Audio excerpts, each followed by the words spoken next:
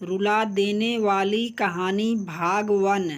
17 साल में ही ज्योति की शादी तय कर दी गई। आज ज्योति की शादी है।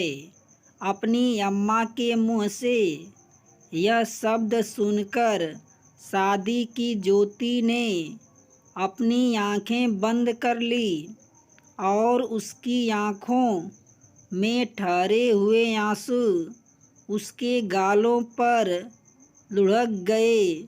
जवानी की दहलीज पर खड़ी ज्योति को समझ नहीं आ रहा था कि चंद दिनों में उसके साथ क्या हो गया था।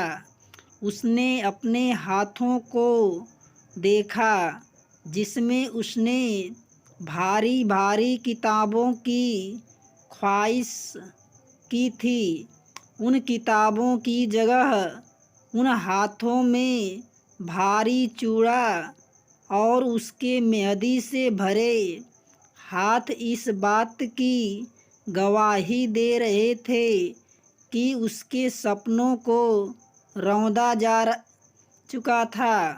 तभी उसकी अम्मा सविता का हाथ उसके गालों पर आया और वो उसके आंसू पोंछते हुए बोली, ना मेरी लाडो, इस समय तुझे रोने का भी हक ना है। अगर किसी ने तुझे यूं ही रोते हुए देख लिया तो इस घर में तूफान आ जाएगा। मैं तेरे हाथ जोड़ती हूँ, चुप हो जा। ज्योति ने अपनी अम्मा की तरफ देखा और कुछ बोलने के लिए मुंह खोला कि तभी एक छोटी सी लड़की उस कमरे में दाखिल हुई और सविता से बोली, ताई जीजी का बुलावा आ गया है। सविता ने झट से अपने आंसू पोंछे और ज्योति को उठते हुए बोली, चलो लाडो, नहीं तो तेरे बाबा यहाँ आने में देर ना लगवाएंगे।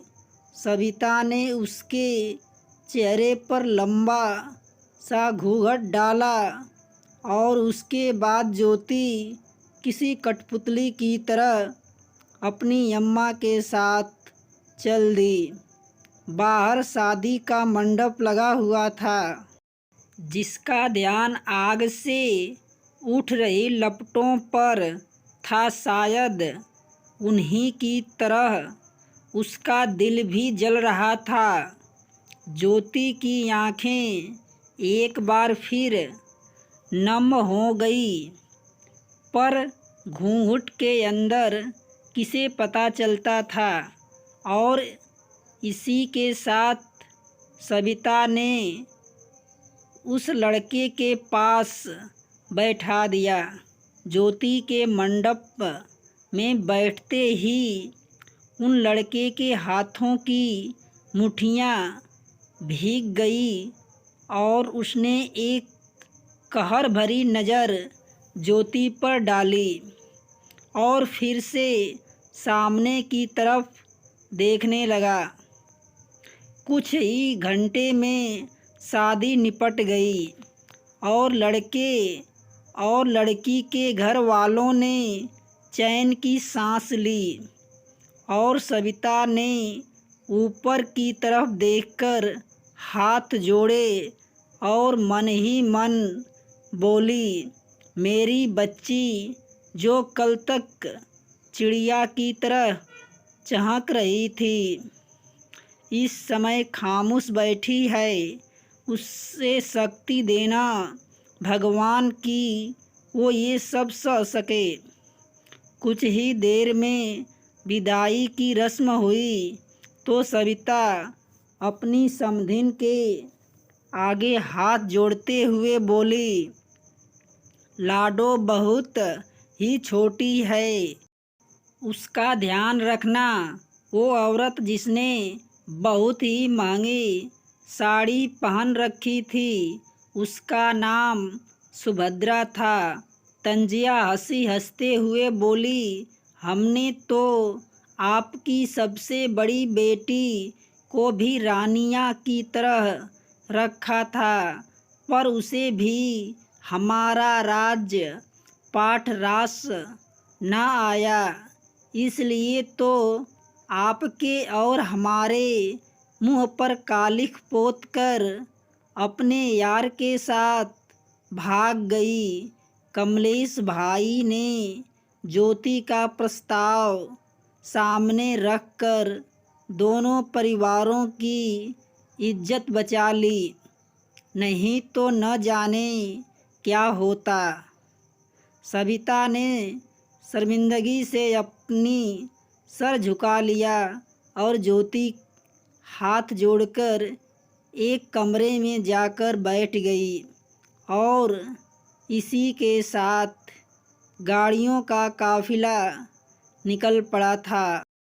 उत्तर प्रदेश के राघोपुर नाम के एक छोटे से गांव से जयपुर के लिए कार में रोते रोते न जाने ज्योति की आंखें कब लग गई। आखिर सफ़र ही इतना लंबा था, 10 घंटे का सफ़र किसी और के लिए ना सही पर ज्योति के लिए तो माने रखता था। 17 साल की उम्र में ही इतनी लंबी ये ज्योति की पहली यात्रा थी, वो भी उसके साथ जो गत 5 वर्षों से उसका जीजा नहीं जीजू थे। उसके सबसे बड़े जीजू आकाश जीजू। उन्होंने एक बार खुद ही ज्योति को अपने पास बैठा कर कहा था कि जीजा जी थोड़ा पुराना सा लगता है, कम से कम तुम तो मुझे जीजू बुलाओ।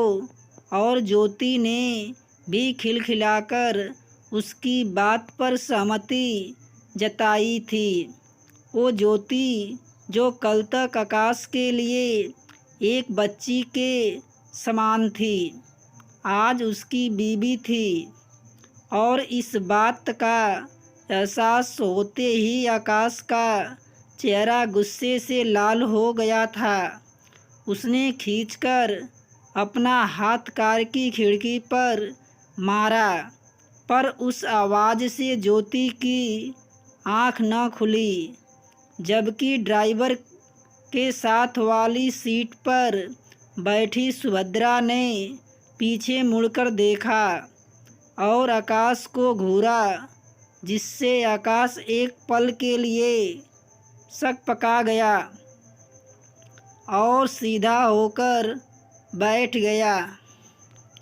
और कुछ देर बाद उसने भी सीट के पीछे सिर टिकाया और अपनी आंखें बंद कर ली। सुबह के 8 बज रहे थे जब कार का काफिला जयपुर के मयूर बाग की एक बड़ी सी हवेली के बाहर रुका।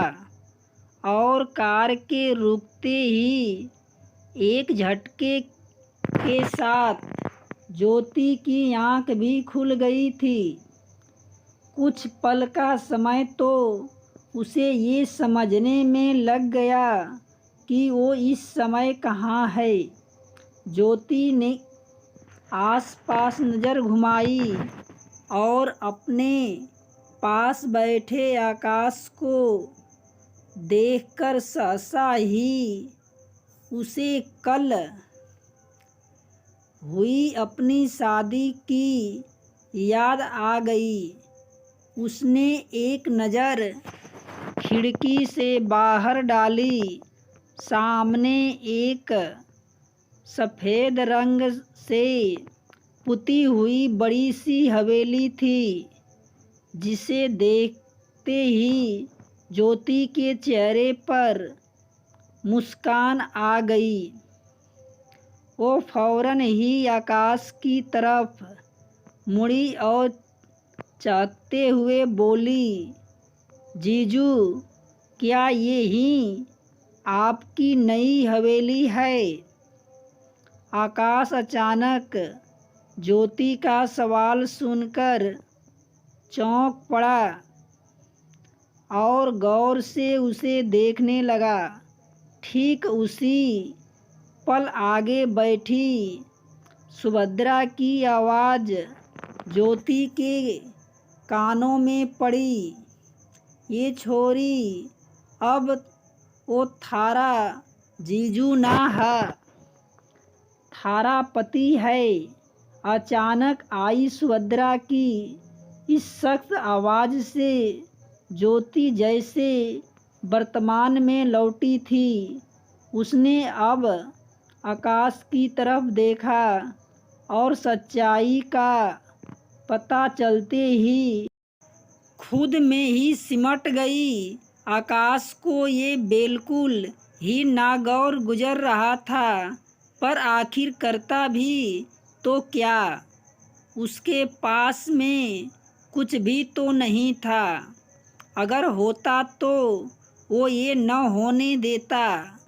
खैर, कुछ ही देर बाद ज्योति को आकाश के साथ कार से बाहर निकल गया और सुभद्रा ने आरती की थाली मंगवाकर उसकी आरती उतारी और वो कुछ इस तरह उसकी आरती कर रही थी जिसे नई बहू का स्वागत तो बिल्कुल नहीं कह सकते, बल्कि ये सब सिर्फ एक खाना पूर्ति के लिए था। उसके बाद और कोई रस्म नहीं हुई और फिर से सुभद्रा की आवाज़ वहाँ गूंज उठी। सुभद्रा, वंदना, जा उस छोरी ने ले आ। सुभद्रा ने हवेली की सबसे पुरानी नौकरानी वंदना को आवाज़ लगाते हुए कहा, जो उसकी पुरानी हवेली से यहाँ सभी घर वालों के साथ आई थी। बाकी अभी तक कोई भी पुराना नौकर नहीं आया था। ज्योति बस नज़रें झुकाए खड़ी थी। कभी उत्सुकता बस पलकें उठाकर इधर उधर देख लेती तो उसका सामना सुभद्रा की कहर भरी आँखों से हो जाता और वो फौरन ही अपनी पलकें झुका लेती। ज्योति तो सुभद्रा को तब से ही नापसंद करती थी जब से उसकी सबसे बड़ी बहन सुरभि की शादी आकाश के साथ हुई थी। वो कुल मिलाकर 4 बहनें थीं, जिसमें ज्योति सबसे छोटी थी। वो हमेशा ही सुरभि से सुभद्रा की बुराई करती, क्योंकि सुभद्रा के अंदर शुरू से ही उसे चुड़ैल नज़र आती थी, जो सिर्फ उसकी जीजू पर हुक्म चलाती थी, जो उसे कतई पसंद नहीं आता था। पसंद तो सुभद्रा भी ज्योति को नहीं करती थी। कारण था ज्योति का ज़रूरत से ज़्यादा चुलबुल और मुँहफट होना। उसके जो दिल में होता था वहीं जुबान पर जो सुभद्रा को रास नहीं आता था। खैर, अभी ज्योति दरवाजे पर ही खड़ी थी कि वंदना एक नन्ही सी बच्ची को अपने गोद में लिए चली आई। सुभद्रा ने उस बच्ची को वंदना से लिया और ज्योति के आगे बढ़ते हुए बोली, ये रही वो जिम्मेदारी जो थारी जीजू ना जाने किसके भरोसे यहाँ छोड़ फिरते होंगे। ज्योति ने सुभद्रा की तरफ देखा और फिर उस बच्ची की तरफ। उसे तो समझ ही नहीं आ रहा था कि सुभद्रा के कहने का क्या मतलब है और ये बच्ची किसका है। ज्योति या उसके घर वालों को तो इसकी कोई भी जानकारी नहीं थी। इतना बोलकर सुभद्रा ने उस बच्ची को ऊपर से ही छोड़ दिया, जिससे ज्योति की आंखें बड़ी हो गई। हैरानी से उसका मुंह खुल गया और अगले ही पल आकाश ने उस बच्ची को पकड़ लिया। नहीं तो नन्ही सी जान जमीन पर गिर गई होती। आकाश ने एक बार सुभद्रा की तरफ नफरत भरी नज़र डाली और फौरन आगे बढ़ गया। उन दोनों के बीच गठबंधन होने के कारण ज्योति भी उसके साथ ही खींची चली गई और सुभद्रा, आकाश के पिता शंकर और हवेली के बाकी के सदस्य इस नज़ारे को देखते रहे और धीरे धीरे करके अपने कमरे में चले गए। बच गए थे तो कार्तिक और प्रेमशिला, जो आकाश के चाचा के बच्चे थे। प्रेमशिला तो शादीशुदा थी, पर कार्तिक एक 24 साल का लड़का था जो विदेश से पढ़कर कुछ महीने पहले ही लौटा था और उसकी नीयत तो ज्योति को देखकर ही खराब हो गई थी। प्रेमशिला भी एक बहुत ही चालाक लड़की थी जो ज्योति को परेशान करने के लिए नए नए तरीके अपने दिमाग में भरे हुए थी। कार्तिक की नज़र ऊपर आकाश के कमरे की तरफ थी और वो धीरे से बोला, मज़ा आने वाला है। आकाश अपनी बेटी को लेकर अपने कमरे में पहुंचा और उसे पालने में लिटा दिया। एक झटके के साथ वो पीछे मुड़ा तो अपने साथ खींची आ रही ज्योति से टकराते टकराते बचा। ज्योति भी एकदम सभी सकपका गई। आकाश ने कभी सोचा भी नहीं था कि वो ज्योति के साथ यूं ही एक कमरे में रहेगा, पर अब स्थितियां से समझौता करने के अलावा और कोई चारा भी नहीं था। उसने तो हमेशा ही ज्योति को एक बच्ची के रूप में देखा था। अचानक ही उसकी नज़र ज्योति के छोटे से चेहरे पर चली गई। ज्योति की आंखें रोने और सोने की वजह से हल्की लाल हो रही थी और वो हड़बड़ाते हुए आकाश को देख रही थी। उसका चुलबुलापन आकाश को हमेशा से ही पसंद था, पर आज वो उसके सामने खामोश पड़ी थी। और ये जो उन दोनों की शादी हुई थी, ये आकाश ने किन परिस्थितियों में की थी, शायद इस समय वो ज्योति को समझा भी न पाता, क्योंकि उसके हिसाब से ज्योति इन सब के लिए बहुत छोटी थी। वो तो ज्योति से कितना बड़ा था, पर फिर भी इस मामले में उसके घर वालों ने उसकी एक न सुनी तो ज्योति की तो खैर कौन सुनता। आकाश ने अपना हाथ बढ़ाया और उन दोनों का गठबंधन खोल दिया। ज्योति ने एक बार आकाश को देखा और फिर पालने में लेटी उस बच्ची को। आकाश जानता था कि इस रिश्ते से जब उसे खुद को इतना घबराहट हो रही है तो ज्योति पर क्या बीत रही होगी। वो खुद को सहज करने की इरादे से धीरे से बोला, दुनिया के सामने हमारा रिश्ता बेशक बदल गया है, पर हमारे बीच कुछ नहीं बदला है।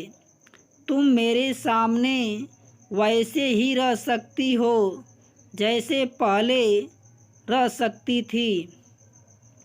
अपनी बात कहकर आकाश ने ज्योति की तरफ देखा, जिसके चेहरे पर हल्की मुस्कान भर आई थी। उसे सहज देखकर वो भी शांत सा हो गया। अगले ही पल ज्योति ने पालने की तरफ देखा और फिर आकाश की तरफ। आकाश उसकी आँखों के इशारे से उसका सवाल समझ गया था। आकाश, इसका नाम पारो है। सुरभि ने ही इसका नाम रखा था। ज्योति हैरानी से आकाश की तरफ देखती हुई बोली, पर जीजू ने तो इस बारे में हम लोगों को कुछ भी ना बताया था। अब आकाश ज्योति से नज़र चुराता हुआ इधर उधर देखने लगा और ज्योति अब दोबारा बोली, अच्छा अब मैं समझी, ज़रूर उस चुड़ैल ने मना किया होगा। ज्योति की बात सुनकर आकाश चौंक कर बोला, कौन चुड़ैल? ज्योति ने एकदम से अपनी जीभ निकाली और हड़बड़ाते हुए बात बदलकर बोली, ये कितनी प्यारी है जीजू, हमसे कम आपको तो बताना चाहिए था। आकाश ने उसकी बात सुनकर कुछ बोलने के लिए मुंह खोला ही था कि तभी दरवाजे पर दस्तक हुई। आकाश ने अपना मुंह बंद कर लिया और जाकर दरवाज़ा खोला और 2 कदम पीछे हट गया। सुभद्रा धीरे से अंदर आई और बोली, कुछ ही देर में नाश्ता तैयार हो जाएगा, तुम दोनों भी नीचे आ जाना। आकाश ने गर्दन हिलाई तो उन्होंने ज्योति की तरफ रुख कर लिया और बोली, ये छोरी थारी उस भगोड़ी जीजू की बेटी है, अब तुम इसकी माँ है, तो ये थारे ऊपर है कि इसका क्या करना है। ज्योति को सुभद्रा की ये बात समझ में नहीं आई तो उसने आकाश की तरफ देखा जो सिर झुकाए खड़ा था। सुभद्रा उसकी नज़रों का पीछा करते हुए बोली, इस छोरी से हमें कोई मतलब ना है, जैसे तू यहाँ आई है वैसे इसे भी 16 साल की होते ही यहाँ से रवाना कर दूँगी। मतलब है तो तुमसे, क्योंकि जो थारी जीजी इन 5 सालों में ना कर पाई वो अब तुझे करना है। ज्योति ने ना समझे के भाव से सुभद्रा को देखा तो वे इतराते हुए बोली, थारे पास सिर्फ साल भर का समय है। हमें इस घर का चिराग चाहिए और ध्यान रहे कि छोरा चाहिए, छोरी ना। इतना बोलकर सुभद्रा उस कमरे से बाहर चली गई और आकाश के सामने ज्योति इस तरह की बात सुनकर शर्म से गड़ गई। आकाश को भी अजीब सा एहसास हो रहा था, इसलिए वह झिझकते हुए अलमारी तक आया और अपने कपड़े लेकर बाथरूम में जाता हुआ बोला, मैं नहाकर आधे घंटे में आऊँगा, तुम भी कपड़े बदल लो। आकाश के बाथरूम में जाते ही ज्योति ने एक लंबी सांस ली और बेड पर बैठ गई। रो रो कर आँखों में दर्द हो गया था और अपनी शादी के बारे में सोचते हुए उसने बेड के सिरहाने से सिर टिका लिया। करीब आधे घंटे बाद जब आकाश नहाकर बाहर आया तो उसने बेड के सिरहाने टिकाकर सोई हुई ज्योति को देखा। वो अभी भी दुल्हन के लिबास में ही थी। अचानक ही उसकी आँखों के सामने 12 साल की ज्योति घूम गई, जो पहली बार ससुराल में मायके आई। अपनी जीजी के लहंगे की चुनरी ओढ़कर इधर उधर नाचती फिर रही थी। ना चाहते हुए भी आकाश के कदम ज्योति की तरफ बढ़ गए। उसके छोटे से चेहरे को देखकर वो मुस्कुरा उठा। फिर अचानक से अपनी माँ की बात उसके कानों में घुस गई कि उन्हें हर हाल में इस घर का वारिस चाहिए। घबराकर आकाश 2 कदम पीछे हटा और उसकी पलक झिलमिल गई। ज्योति को देखते हुए सोचने लगा, कैसे वो इस बेचारी के साथ सब कर सकता है। अचानक ही दिल में एक दर्द सा उठा और वो मुड़कर सोफे पर जाकर बैठ गया। अगले ही पल उसकी आँखों से आंसू गिरने लगे और धीरे धीरे उसकी पलकें भारी होकर बंद हो गई थी।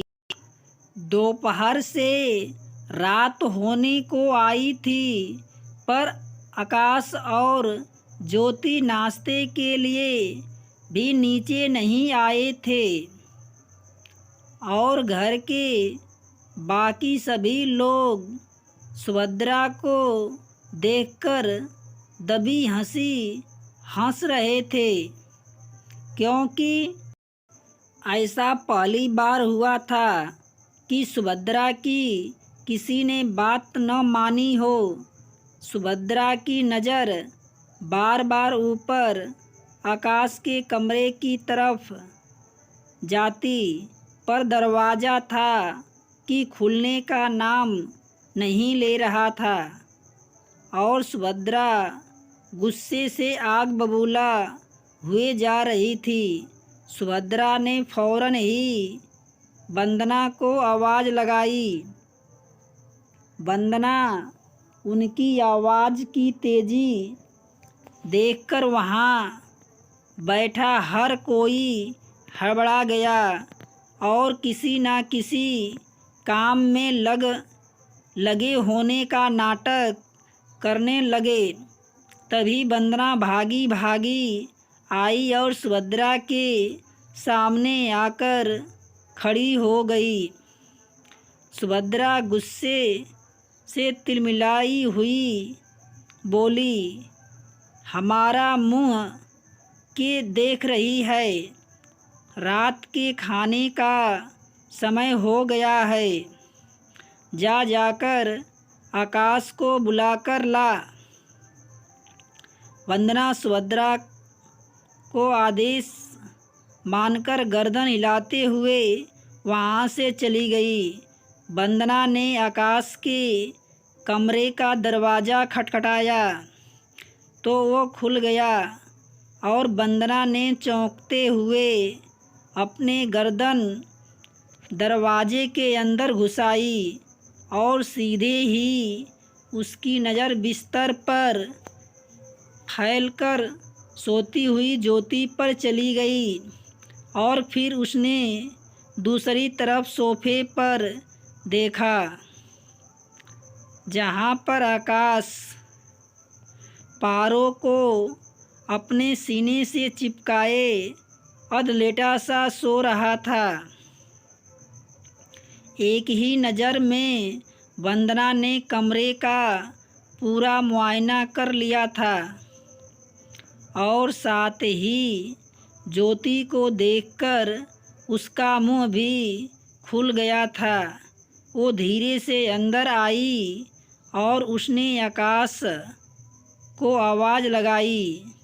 2-4 बार आवाज़ लगाने पर आकाश ने धीरे से अपनी आँखें खोली और वंदना को देखकर बोला, क्या हुआ वंदना?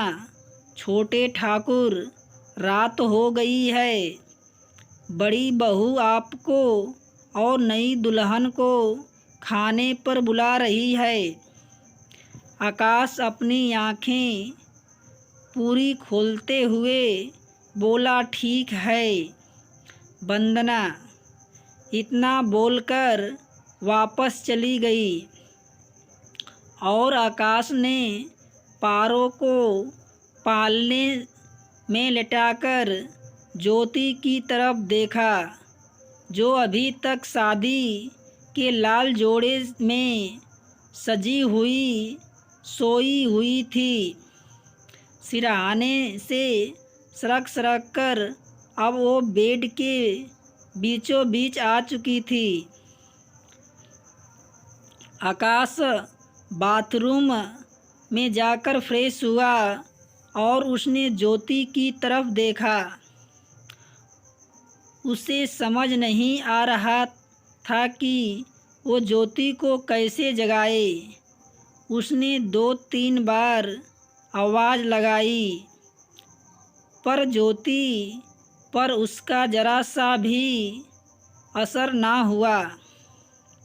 ऊपर से उसकी अस्त व्यस्त हालत देखकर आकाश शर्म से उसकी तरफ देख ही नहीं पा रहा था।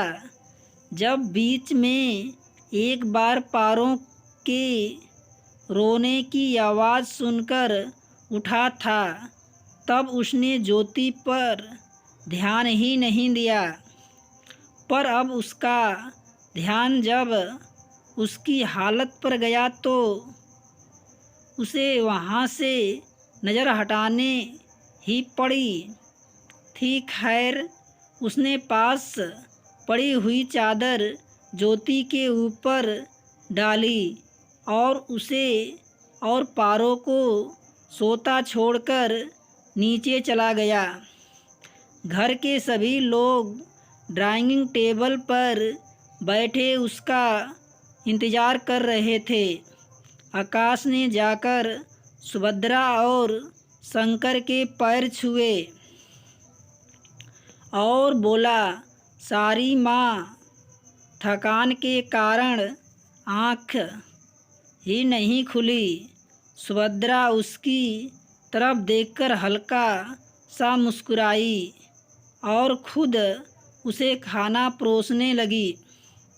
आकाश को खाना परोसकर उसने एक थाली लगाई और आकाश के कमरे की तरफ चल पड़ी, क्योंकि आकाश के नीचे आने से पहले उसने वंदना से उसके कमरे का पूरा ब्यौरा ले लिया था और वंदना ने भी उसे बढ़ा चढ़ाकर ज्योति की हालत के बारे में बताया था।